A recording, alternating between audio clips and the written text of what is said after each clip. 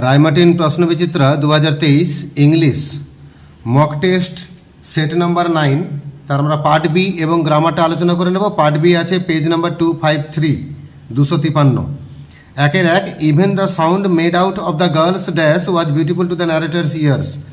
মেয়েটার ড্যাশ থেকে উৎপন্ন আওয়াজ ও লেখকের কানের কাছে মধুর মনে হচ্ছিল। উত্তর হবে স্লিপার্স, পায়ের চটির যে আওয়াজটা, অপশন সি স্লিপার্স। একের দুই। Mrs Bates said that she was not going to dash.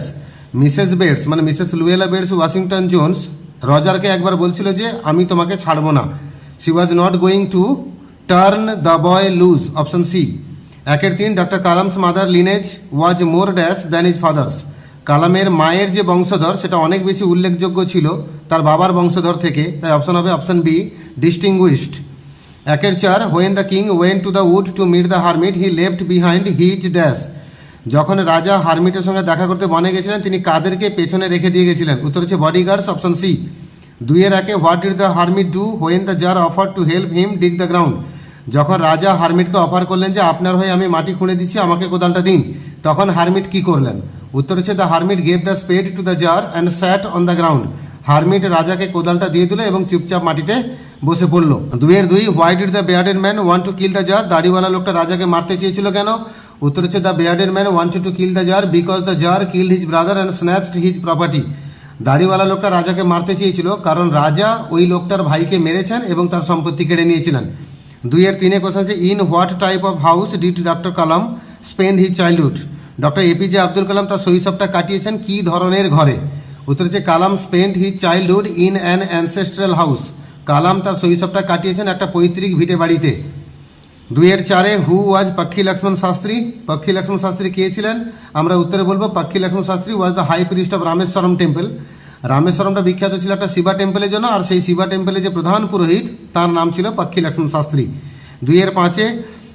What did Mrs Bedes say when the boy asked her to set him loose. Mrs Luella Bedes কি বলেছিলেন যখন ছেলেটা তাকে বলেছে দয়া করে আমাকে ছেড়ে দিন? তখন মিসেস বেডস রজারকে জিজ্ঞেস করেছিলেন যে আচ্ছা আমি ওই কর্নারে যখন ঘুরলাম আমি কি তোমাকে বিরক্ত করছিলাম? Then Mrs Bates asked Roger if she was bothering him. দুইয়ের ছয়। What did Mrs Bates talk about when she and Roger ate. Mrs Luella Bates এবং রজার যখন খেতে বসেছিলেন তখন মিসেস বেডস রজারের সঙ্গে কি বিষয়ে কথা বলছিলেন? উত্তর বলবো হোয়াইল দে এট। যখন তারা খাচ্ছিলেন Mrs Bates talked about her job in the hotel beauty shop. Mrs Bates সেখানে তার হোটেলের বিউটি শপের কাজের ধরন সম্পর্কে ব্যাখ্যা করছিলেন বা বর্ণনা করছিলেন। এই প্রসঙ্গে বলে রাখি এখানে মিসেস বেডস কিন্তু রজারের ব্যক্তিগত কোনো প্রশ্ন জিজ্ঞেস করেনি, কারণ তিনি তাকে এম্বারাস করতে চাননি। এবার আমাদের পরের কোশ্চেন হচ্ছে দুইয়ের সাত। What did the narrator hear as he sat facing the open window pretending to study the landscape. Ruskin Bond যখন জানলার কাছে মুখটা নিয়ে গিয়ে বাইরে তাকিয়ে অভিনয় করছিলেন যে বাইরের সৌন্দর্য তিনি দেখছেন, সেই সময় অ্যাকচুয়ালি তিনি কানে কী কী আওয়াজ শুনতে পাচ্ছিলেন? উত্তর হচ্ছে সেই সময় তিনি চাকার যে ঘর ঘর আওয়াজ এবং ইঞ্জিনের যে হাঁপানোর আওয়াজ, এই আওয়াজটা তিনি শুনতে পাচ্ছিলেন। উত্তর হবে he could hear the rumble of the wheels and panting of the engine. দুইয়ের আটে। What did the narrator wonder about the girl's hair. লেখক মেয়েটার চুল সম্পর্কে কী কী অনুমান করছিলেন বা কী কী বিস্ময় জাগছিল তার মনে? উত্তর হবে the narrator wonder if the girl kept her hair in bun or it was plaited or it was hanging loose over her shoulder or it was cut short. লেখক অ্যাকচুয়ালি অনুমান করছিলেন যে মেয়েটার চুল কেমন হতে পারে। হতে পারে খোপা করা আছে, অথবা বিনুনি করে ঝুলছে, অথবা কাঁধের উপর আলগা খেলছে, অথবা ছোট ছোট করে কাটা। এবার আমরা তিনের দাগে যাব কবিতাগুলো থেকে এমসিকিউ। তিনের একে। Miniature বাউস if unchecked will. অতি ক্ষুদ্র ডালাপালাগুলো যদি সেগুলোকে আনচেকড ছেড়ে দেওয়া যায় তাহলে সেগুলো কি ঘটবে? উত্তর হচ্ছে expand to former size, option C, মানে সেগুলো আবার আগের আকারে রূপান্তরিত হবে। তিনের দুই। The cricket song arises from the. ঝিঁঝি পোকার গানটা কোত্থেকে বেরিয়ে আসে? উত্তর হচ্ছে স্টোভ, মানে অ্যাকচুয়ালি রান্নাঘরকে বোঝানো হয়েছে, তাই অপশন ডি স্টোভ। তিনের তিন। The poet asserts that even dash can not fade the beauty of his friend. কবি বেশ জোর গলায় বলছেন যে ড্যাশ ও এলে কবির বন্ধুর সৌন্দর্যকে মারতে পারবে না। উত্তর হচ্ছে ডেথ, অপশন সি। তিনি একটা জায়গায় বলছেন যে মৃত্যু কখনো বড়াই করে বলবে না যে কবির বন্ধু তার ছায়াতে বাস করে। অ্যাকচুয়ালি এই লাইনটার মধ্যে দিয়ে তিনি ডেথকে পার্সনিফাই ও করেছেন। তিনের চার। The soldier had a smile on his face that resemble. সৈন্যটার মুখে একটা হাসি ছিল যে হাসিটা ড্যাশের মতো ছিল। কার মতো ছিল? অপশন সি অ্যান ইনফ্যান্ট, একদম সদ্যজাত ছোট শিশুর মতো হাসিটা ছিল। চারের দাগে আমরা যাব কবিতাগুলো থেকে এস এ কিউগুলো দেওয়া আছে। চারের একে। What is suddenly found at the side of the soldier, হঠাৎ করে সৈন্যটার শরীরের একটা পাশে কি দেখা গেছিল? উত্তর হচ্ছে two red holes were suddenly found in the side of the soldier, সৈন্যটার শরীরে একটা পাশে দুটো লাল ফুটো বা দুটো লাল গর্ত দেখা গেছিল।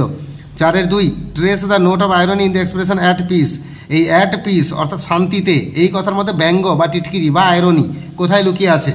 উত্তর হচ্ছে বাইরে থেকে দেখলে মনে হবে সোলজার যেন শুয়ে আছে শান্তিতে, কিন্তু অ্যাকচুয়ালি সে মারা গেছিল, সে মৃত শুয়েছিল। তাই এটাই হচ্ছে এই লাইনের irony. Apparently the soldier was lying at peace but he was actually lying dead, this is the irony here. 4-3, what will happen if miniature boughs are not checked, কী ঘটবে যদি সে অতি ক্ষুদ্র ডালাপালাগুলোকে চেক না করা যায়? উত্তর বলবো আমরা if miniature boughs are not checked they will expand again into former size, যদি সে অতি ক্ষুদ্র ডালাপালাগুলোকে চেক না করা যায় তাহলে সেগুলো আবার বড় হবে, আবার আগের আকারে রূপান্তরিত হবে।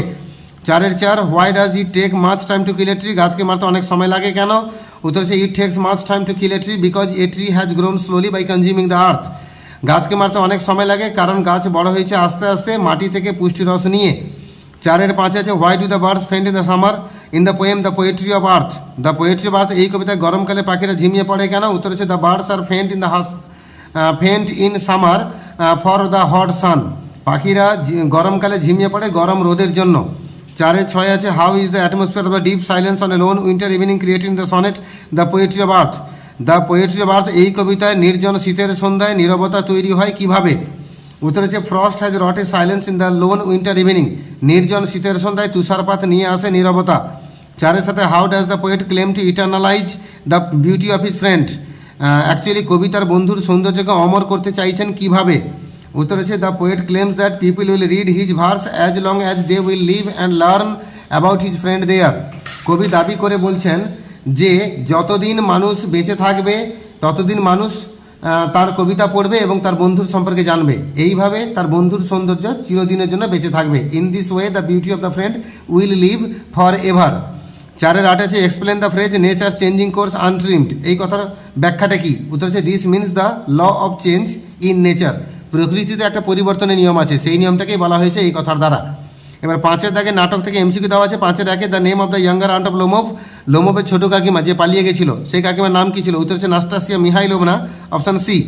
The word embezzlement means, the word embezzlement means, এই এমবেজেলমেন্ট কথার অর্থ কি? এর হচ্ছে সরকারি টাকা নয়ছয় করা বা হিসাব মেলাতে না পারা, option A misappropriation. 5-3 Lomov hoped to go for shooting, Lomov আশা করছিল পশু শিকারে বেরোবে কবে?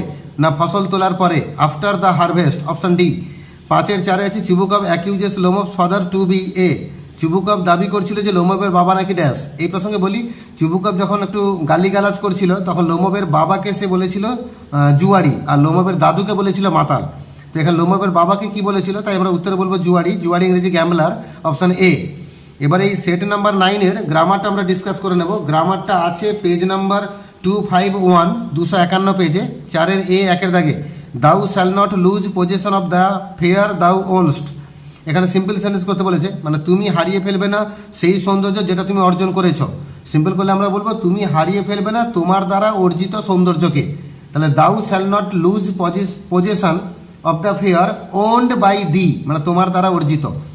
4-এর এ 2-এর দাগে I give you my blessing, আমি তোমাকে আমার আশীর্বাদ দিচ্ছি। এখানে গিভ সরাতে বলছে, অ্যাকচুয়ালি এই সেন্টেন্সে গিভটা মেন ভার্ব হিসেবে আছে, একে যদি সরিয়ে দিই ব্লেসিংকে আমাকে ভার্ব করতে হবে, তাহলে উত্তর হবে আই ব্লেস ইউ। আমার বাক্যটা প্রেজেন্ট ইনডিফিনিটে ছিল, আমি রাখলাম প্রেজেন্ট ইনডিফিনিটে, তাই উত্তরটা দাঁড়ালো আই ব্লেস ইউ। এবার 4-এর 3-এ it is to be roped, একে দড়ি জড়াতে হয়। এখানে ইজ টু বি মানে প্যাসিভ স্ট্রাকচারে আছে, কিন্তু এজেন্ট এখানে নেই, তো বাই ওয়ান উজ্জ আছে আমরা ধরে নেব, তাই আমাদের উত্তর হবে one is to rope it, কোনো একজনকে দড়ি জড়াতে হয়। 4-এর 4-এ I feel convinced that there exist a divine power, আমি বিশ্বাস করি যে একটা আছে ঐশ্বরিক শক্তি। কম্পাউন্ড করতে বলেছে, আমরা বলবো একটা আছে ঐশ্বরিক শক্তি এবং আমি এটা বিশ্বাস করি। There exists a divine power and I feel convinced it. 4-এর 5 আছে only the scent of perfume still linger, শুধুমাত্র সে সুগন্ধটা তখন হাওয়ায় ভাসছিল, এটাকে নেগেটিভ করতে বলেছে। বাক্যের মধ্যে আমরা অনলি দেখতে পাচ্ছি বা অ্যালোন দেখতে পাচ্ছি, মানে আমরা এটাকে নেগেটিভ করার সময় নান বাট বা নাথিং বাট ইউজ করব। তবে এখানে ব্যক্তির কথা বলছে না, তাই নান বাট ব্যবহার করব না। অ্যান্সার হবে nothing but the scent of perfume still linger. 4-এর 6 আছে not so much pain will do it, মানে এত যন্ত্রণাও গাছকে মারতে পারবে না, এটাকে হাঁবাচক বাক্যে রূপান্তরিত করতে হবে, অ্যাফার্মেটিভ করতে হবে। আমরা বলবো এত যন্ত্রণাও ব্যর্থ হবে এই কাজটা করতে, তাহলে so much pain will fell to do it. এবার 4-এর বি দাগে আর্টিকেলস আর প্রিপোজিশন দিয়ে ফিল ইন দ্য ব্ল্যাঙ্কস আছে। আমি উত্তর সহ লাইনগুলো পড়ে দিচ্ছি। Yet I was prepare to sit there for almost any length of time just to listen to her talking. Her voice had the sparkle of a mountain stream. As soon as she left the train she would forget our brief encounter but, কিন্তু actually 5 নম্বর শূন্যস্থানে এখানে articles বসবে না, প্রিপোজিশনসও বসবে না, এখানে but বসবে। বাটটা কিন্তু অ্যাকচুয়ালি কনজাংশন, তাই কোশ্চেন যদি আমরা দেখতে যাই এটা ফান্ডামেন্টালি ভুল দিয়েছে, তবু যেহেতু দিয়েছে আমরা অ্যান্সারে ফিল আপ করবো। তাই 5 নম্বর শূন্যস্থানে আমি বাট বলছি, লাইনটা আবার পড়ছি। But it would stay with me for the rest of the journey and for some time after. তাই আমাদের উত্তরগুলো দাঁড়ালো to for, of, but, with. এবার 4-এর সি দাগে কমন এরার, ভুল ওয়ার্ডটা হচ্ছে ট্রাভেলিং, এটা কারেকশন করলে সঠিক ওয়ার্ডটা দাঁড়াবে ট্রাভেল। আমাদের নতুন বাক্যটা দাঁড়াবে I have come to you honour Stepan Stepanovich to travel you with a request.